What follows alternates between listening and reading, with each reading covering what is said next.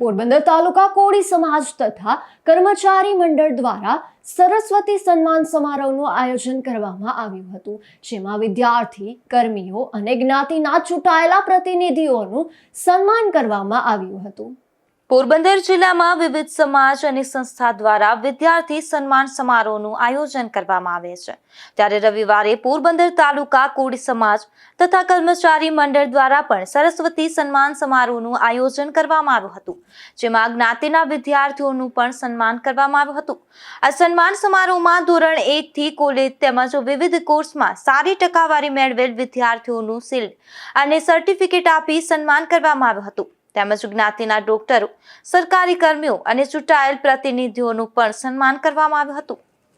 હું પોરબંદર તાલુકા સમસ્ત કોળી સમાજના પ્રમુખ તરીકે આજે 32 વર્ષથી મારી ફરજ નિભાવું છું અને દર વર્ષે આ 32 વર્ષથી અમે તેજસ્વી તારલાઓનું સન્માન કરીએ છીએ, જેની ટકાવારી ઊંચી હોય એને ખૂબ ખૂબ બિરદાવીએ છીએ અને આ રીતે વિદ્યાર્થીઓનો ઉત્સાહ વધે,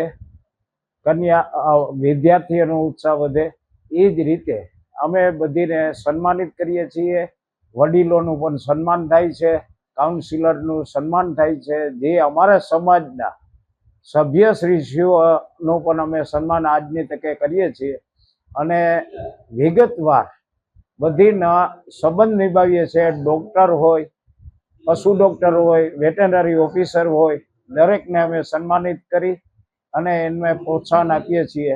જય હિન્દ, જય ભારત। પોરબંદર તાલુકા કોળી સમાજ દ્વારા છેલ્લા 32 વર્ષથી સન્માન સમારોહનું આયોજન કરાય છે, ત્યારે આ વર્ષે આયોજિત કાર્યક્રમમાં જ્ઞાતિના પ્રમુખ સહિતના આગેવાનો અને મોટી સંખ્યામાં વિદ્યાર્થીઓ ઉપસ્થિત રહ્યા હતા।